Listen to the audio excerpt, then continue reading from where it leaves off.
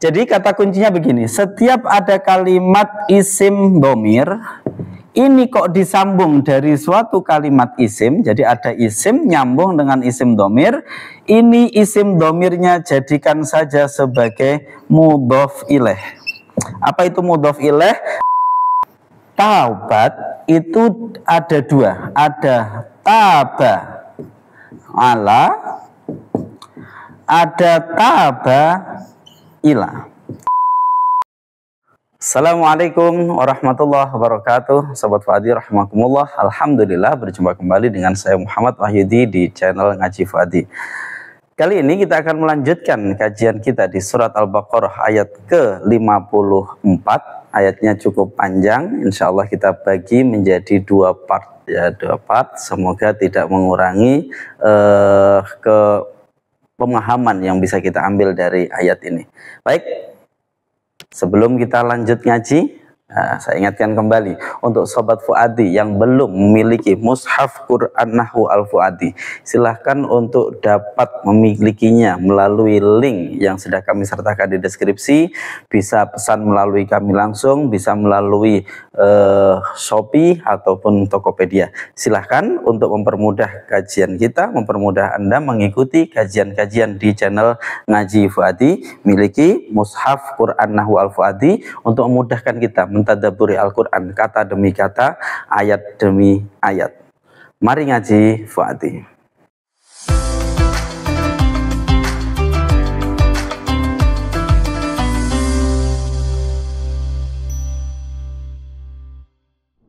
A'udzu billahi minasyaitonir rajim. Bismillahirrahmanirrahim. Wa idz qala Musa liqaumihi ya qaumi innakum zalamtum anfusakum bittikhadhikumul ijla fatubu ila bari'ikum faqtulu anfusakum dzalikum khairul lakum 'inda bari'ikum fataba 'alaikum innahu huwat tawwabur rahim.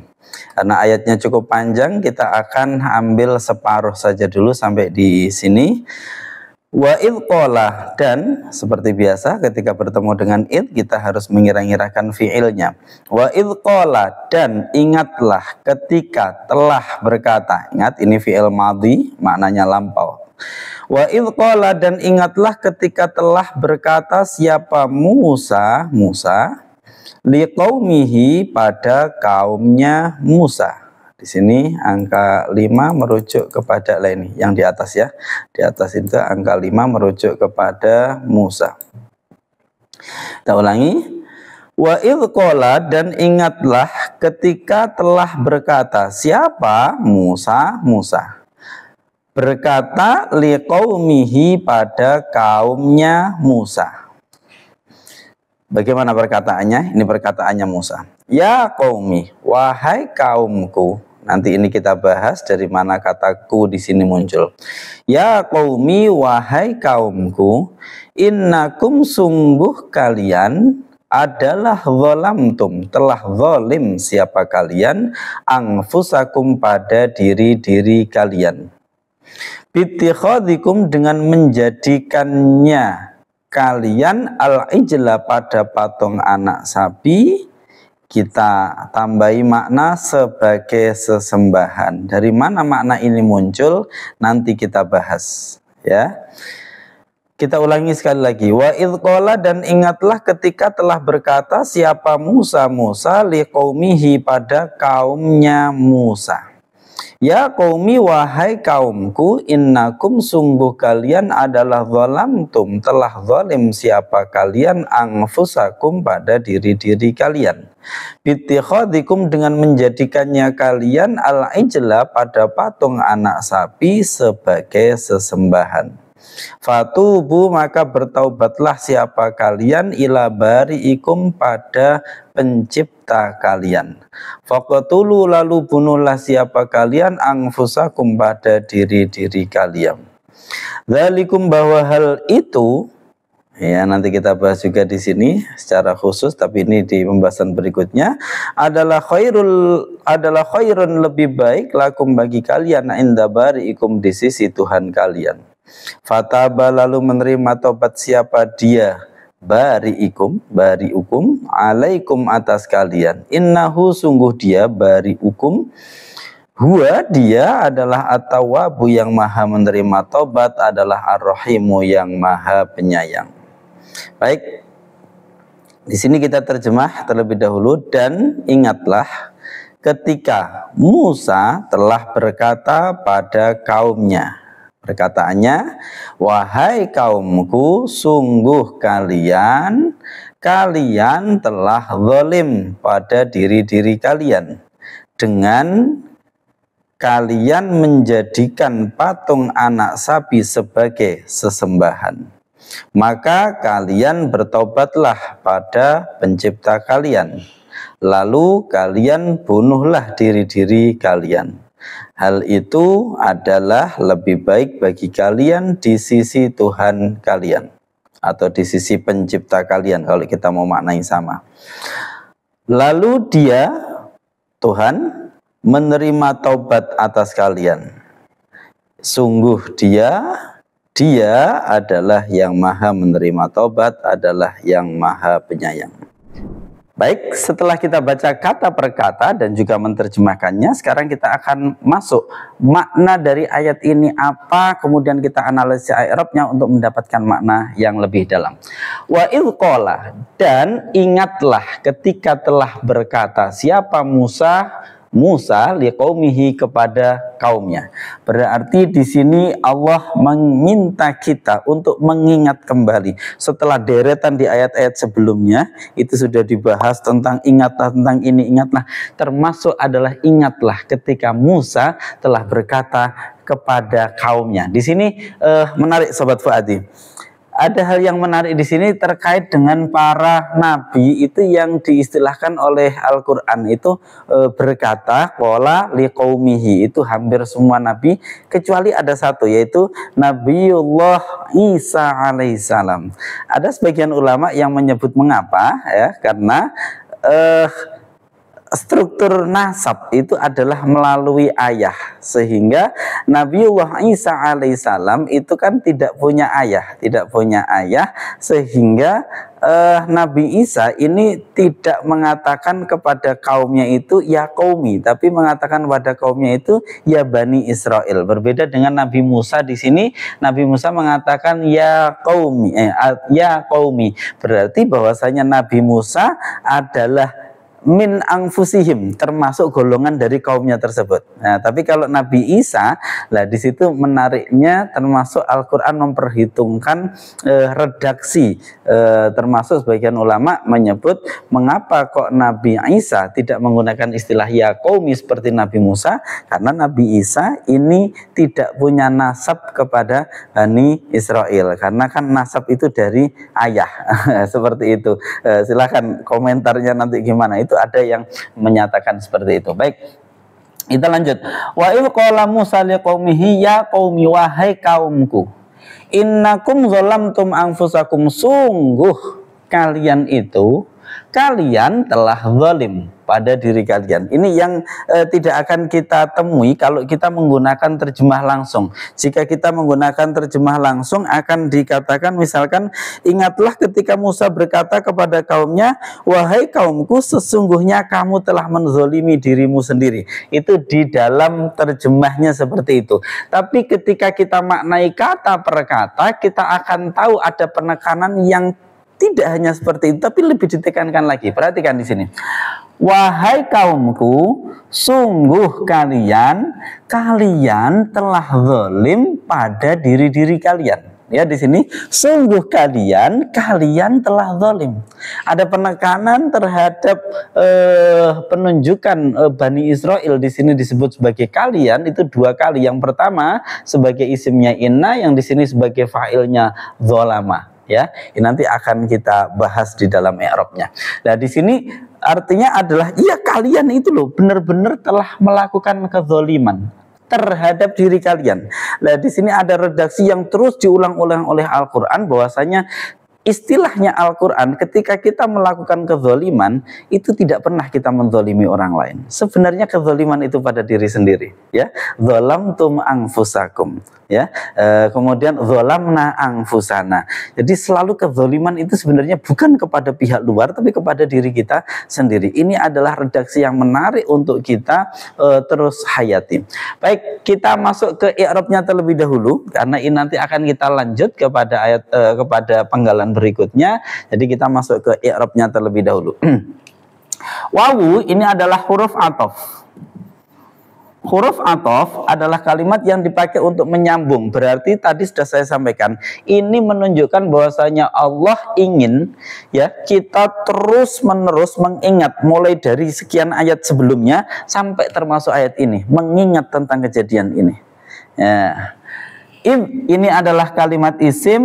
Isim dia hukumnya mabni, kedudukannya sebagai dzaraf. Dzaraf itu hukumnya nasab, maka nasabnya dia hanya dalam mahal.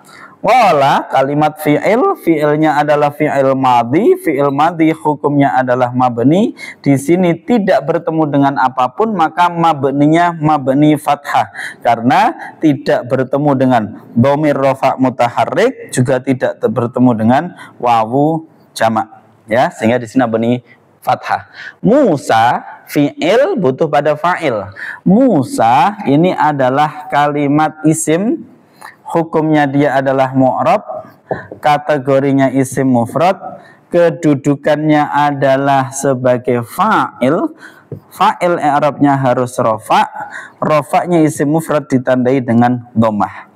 Lalu mana dhammahnya? Dhammahnya hanya dikira-kira saja karena huruf akhirnya berupa alif.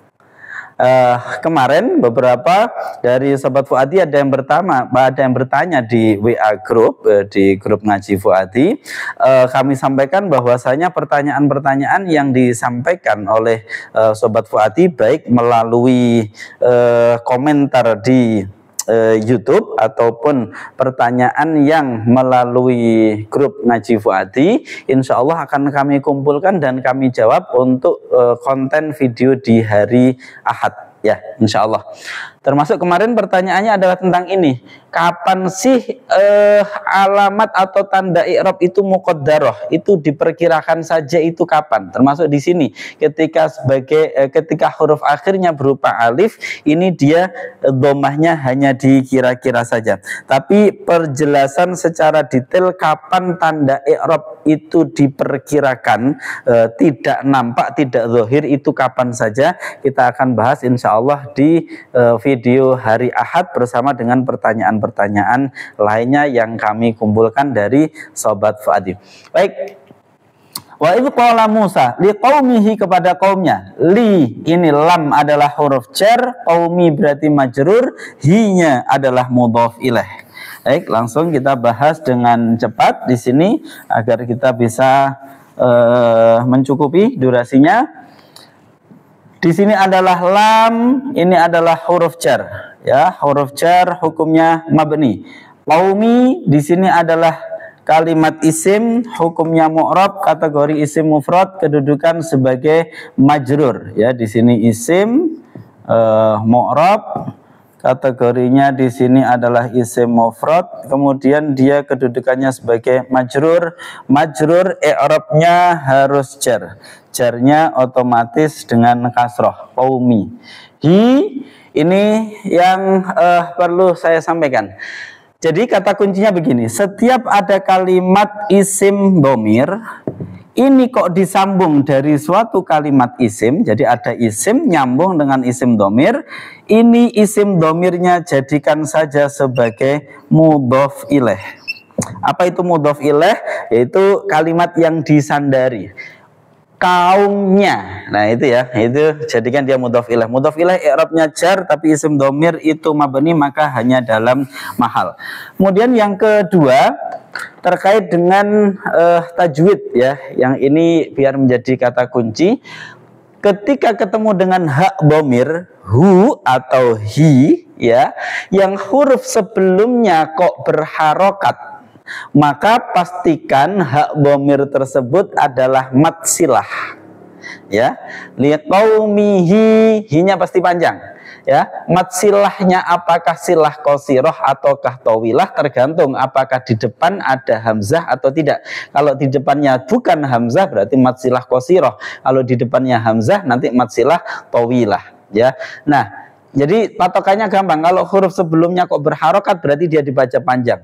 Misalkan qaumi hi pasti panjang, ya, atau qaumu hu panjang, pasti panjang seperti ini, ya.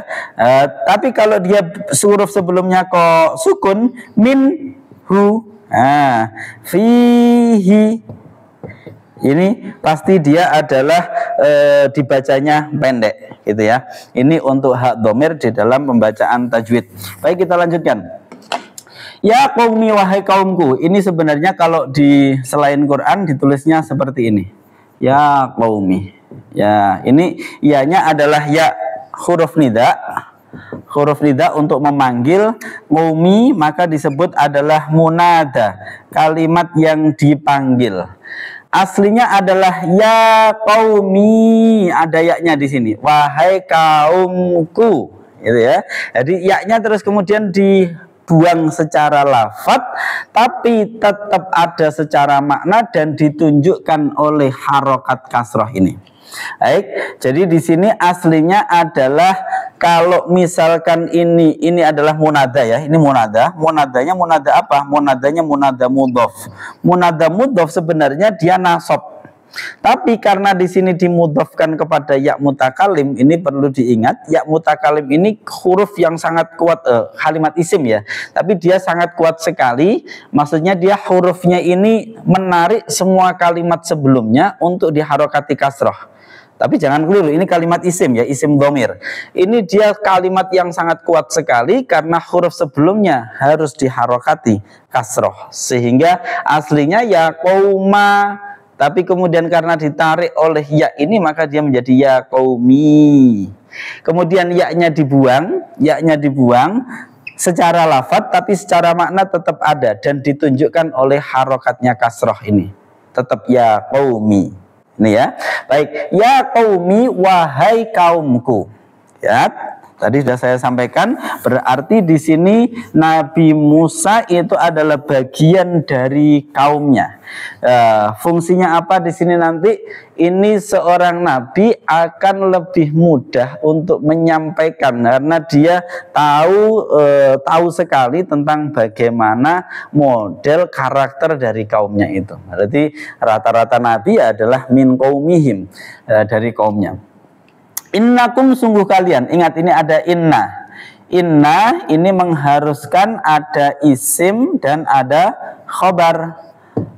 Isimnya inna dibaca nasab, i'rabnya, khobarnya inna, i'rabnya adalah rofa. Ya, i'rabnya rofa.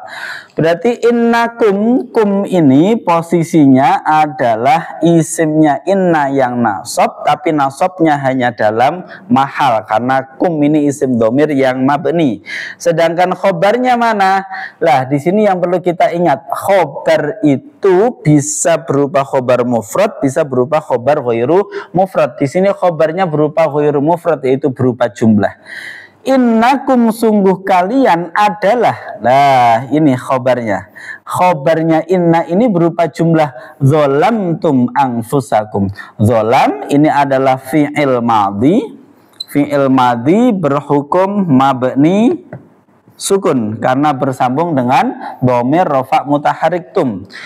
Telah zolim siapa kalian? Ya, telah zalim siapa kalian. Jadi perbuatannya telah dilakukan. Telah zalim siapa kalian? Zalimnya anfusakum, pada diri kalian. Anfusa berarti di sini adalah menjadi maf'ul. Ini menjadi maf'ulun bih. Maf'ul bih dari mana? Maf'ul bih dari zalama. Jadi kalian, sungguh kalian telah berbuat zalim. Berbuat zalim pada siapa? Pada diri kalian sendiri. Nah, di sini ya, anfusakum, pada diri-diri kalian. Anfusa ini adalah menjadi maf'ul bih, i'rabnya harus nasab, tanda nasabnya menggunakan fathah karena dia adalah jamak taksir, ya, jamak taksir. Dah, Selesai. Anfusakum, kumnya seperti biasa tadi ada isim domir, sebelumnya kalimat isim, berarti kumnya di sini sebagai mudhof ilaih. Baik, langsung kita ambil dulu makna dari ini dan kita akan lanjutkan pada penggalan berikutnya sedikit lagi. Kita masuk ke maknanya terlebih dahulu. Sungguh kalian telah zalim. Zalimnya anfusakum, pada diri kalian. Perhatikan di sini, kezaliman itu tidak pernah kepada orang lain, kezaliman pada hakikatnya adalah kepada diri si pelaku zalim itu. Ya, termasuk kezaliman yang besar yang dalam hal ini dibahas yaitu syirik. Oke. Jadi ketika seseorang melakukan kezaliman, yang harus kita ingat ketika kita melakukan kezaliman, itu bukan kezaliman kepada siapapun, itu adalah kezaliman kepada diri kita. Apa itu zalim? Wat'u syai'in fi ghairi mahallih.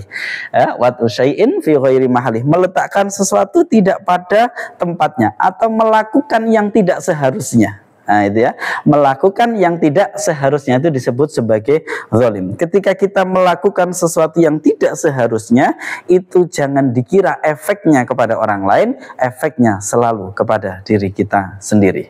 Nah, kita lanjutkan. Apa di sini kezaliman yang dilakukan oleh mereka? Bittikhadhikumul ijlah. Bittikhadhikumul ijlah. Bittikhadhikumul ijlah. Bittikhadhikum, apa yang mereka lakukan? Dengan itu di sini ada bi huruf jar, kemudian ittikhad dari ittakhadha, yattakhidhu ittikhadan, ya. Yang tadi yang lainnya nggak kita bahas karena saya rasa gampang-gampang untuk sorofnya. Ini yang kita bahas dari ittakhadha, yattakhidhu ittikhadan, mengikuti wazan ifta'ala, aslinya iutakhoda, iktakhoda, maaf, aslinya iktakhoda dari kata-kata akhoda. Jadi ini apa namanya itu, sulasi mujarradnya akhoda, mengambil, ittakhoda menjadi ittakhoda, aslinya iktakhoda, kemudian diganti menjadi tak pada ujungnya, ya. Kemarin kayaknya sudah pernah saya bahas ini, ya. Ittakhoda, ya, ittakhoda dari kata-kata akhoda diikutkan wazan ifta'ala, ifta'ala. Jadi dia menjadi ittakhoda, kemudian diganti menjadi ittakhoda. Nah, ittakhoda, bittikhadikum, ini masternya, bittikhadikum, dengan menjadikannya kalian al-ijla, pada anak sapi, maksudnya patungnya anak sapi. Di sini adalah ilahan, ada lafadz yang dibuang, ilahan, pada sesembahan. Jadi ittakhoda ini harusnya dia punya dua maf'ul, maf'ul yang pertama harusnya adalah al-ijl ini, maf'ul yang kedua ilahan. Sungguh kalian telah zalim pada diri kalian. Dengan apa? Dengan menjadikannya kalian patung anak sapi itu sebagai sesembahan. Bittikhadikum, dengan menjadikannya kalian al-ijla, pada anak sapi atau patung anak sapi, ilahan, pada sebagai sesembahan. Jadi ini adalah maf'ul pertama, ini maf'ul kedua. Aslinya seperti itu. Tapi kemudian maf'ul keduanya dibuang karena dirasa sudah paham, sudah bisa dipahami, bittikhadhikumul ijla. Maka jadinya seperti ini. Oleh karena itu di makna kita tadi pada waktu membaca kita tambahi di sini bittikhadhikumul ijla ai ilahan, sebagai sesembahan. Itu adalah makna dari maf'ul yang dibuang. Bittikhadhikumul ijla fatubu ila bari'ikum. Kita lanjut dulu. Fatubu, maka bertobatlah kalian semua, ila bari'ikum, kepada pencipta kalian. Nah, taubat di sini kita maknani terlebih dahulu. Fatubu, maka, ya, di sini maka jika seperti itu, jika kalian telah melakukan itu, maka bertaubatlah kalian. Ya, faknya di sini fak jawab dari syarat yang dibuang, ai idzan, jika demikian, ya, karena hal itu, karena itu, gitu ya. Fatubu, maka bertaubatlah kalian semua. Taubat itu ada dua, ada taba ala, ada taba ila. Perhatikan, di sini ada fatubu ila bariikum faqtulu anfusakum dzalikum khairul lakum inda bariikum. Kemudian di bawah ada fataba alaikum. Jadi taba itu ada dua, ada taba ala, ada taba ila. Taba ila ini adalah untuk hamba kepada Robnya, taba ala ini dari Rob kepada hambanya. Makna asli dari taba itu adalah kembali. Jadi makna asli dari taba itu adalah kembali. Tapi jangan terlalu dibayangkan. Jadi begini, saya jelaskan. Ini durasinya jadi agak panjang, nggak apa-apa. Tapi ini semoga kita bisa paham. Kita Allah, ya, ini abdun, ini hamba, ya, abdun. Oke, baik. Ketika seorang hamba melakukan satu satu kemaksiatan, ya. Di sini misalkan harusnya hamba menghadap kepada Tuhannya, maka Allah pun akan mengingat. Fadhkurullaha fadhkuruni adzkurkum. Ingatlah kamu kepadaku, aku akan mengingatmu. Jadi seperti ini. Nah, ketika hamba ini nanti tidak lagi ingat kepada Allah, ya, dia ke sini, dia namanya berpaling, a'radha, ya, ini a'radha, berpaling. Ketika si hamba ini sudah berpaling dari Tuhannya, maka Tuhan pun akan berpaling darinya, ya, maka Tuhan pun akan berpaling darinya, ya. Jadi ketika si hamba berpaling dari Tuhannya, Tuhan pun akan berpaling darinya. Nah, kemudian yang perlu kita ingat, sebenarnya Allah dengan Rahman Rahimnya ini kemudian Allah taba, kembali, ya. Ini mohon jangan disalahpahami, ya. Allah taba, Allah kembali ke sini. Dalam bahasa kita memberi hidayah. Allah kembali memberi hidayah. Ketika Allah kembali memberi hidayah, maka si hamba ini nanti akan kembali kepada Tuhannya, ya. Lah, si Allah yang memberi taubat, memberi hidayah ini disebut dengan taba ala. Kalau hamba yang kemudian karena mendapat hidayah kemudian kembali kepada Robnya disebut taba ila. Nah, ini di dalam ilmu syariat atau zahir, secara zahir kita katakan maka hamba ini bertaubat kepada Tuhannya, kemudian Tuhan menerima taubatnya. Tapi dalam secara hakikat yang sebenarnya terjadi adalah bagaimana mungkin hamba kembali kepada Tuhannya kalau tidak mendapatkan hidayah. Maka sebenarnya Tuhan dululah yang kembali kepada menyapa hambanya dengan hidayah, kemudian hamba itulah yang kembali kepada Tuhannya. Maka di sini kita harus paham berarti apa? Ketika seseorang diberikan oleh Allah kembalilah, itu sebenarnya Allah sedang memberinya hidayah, dan kemudian dengan hidayah itu seharusnya hamba itu kembali dengan penuh rasa syukur atas hidayah, kesempatan, ampunan dari Allah itu. Sehingga ketika seseorang setelah berpaling dari Tuhan kemudian dia kembalinya dia ini adalah kenikmatan yang harusnya ia syukuri sebagai ampunan, kemudian hidayah dari Allah berupa pertaubatan tadi itu. Baik, kita kembali ke ayat terlebih dahulu. Fatubu, maka kembalilah kalian semua ila bariikum, kepada pencipta kalian. Ini agak menarik. Di sini kata-katanya bukan ilallah, bukan ila rabbikum, tapi ila bariikum. Al-bari adalah maknanya hampir sama seperti al-khaliq, tapi dia lebih kepada al-mubdi, yang menciptakan pertama kali, yang menciptakan tidak ada yang awal. Gimana ya? Ya, dia seperti Al-Khaliq, tapi dia benar-benar menciptakan dari ketiadaan. Itu namanya Al-Bari, ya. Menciptakan dari ketiadaan. Nah, kita pakai makna mudahnya pencipta. Ila bariikum, kepada pencipta kalian. Nah, perhatikan di sini ayatnya menarik sekali. Bukan fatubu ilallah, tapi fatubu ila bariikum. Mengapa? Karena ayat ini sedang mengasah logika berpikir yang benar. Perhatikan.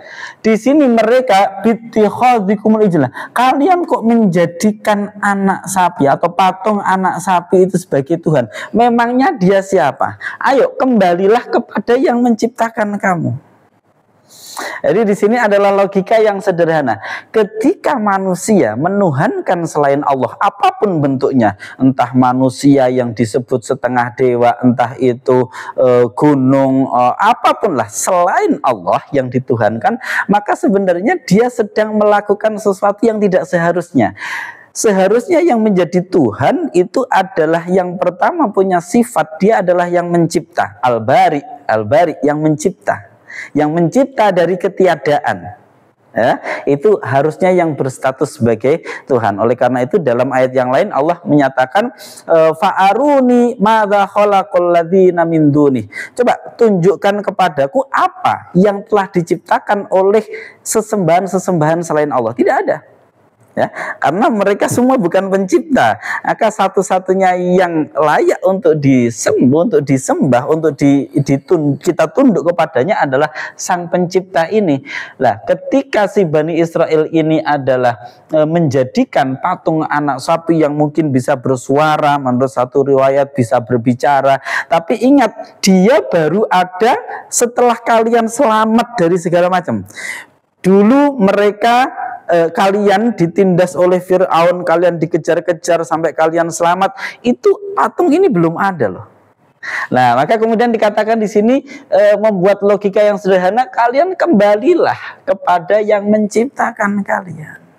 Jadi kalau kalian harus tunduk, menyembah, mengabdi, harusnya kepada satu, yaitu ila bariikum, pada pencipta kalian. Ini yang diisyaratkan juga di dalam ayat yang lain. Allah menyatakan di surat Al-Waqiah, Allah menyatakan nahnu khalaqnakum falaula tusaddiqun. Kami loh yang menciptakan kalian. Nahnu khalaqnakum, kami loh yang menciptakan kalian. Falaula tusaddiqun. Mbok yao gimana?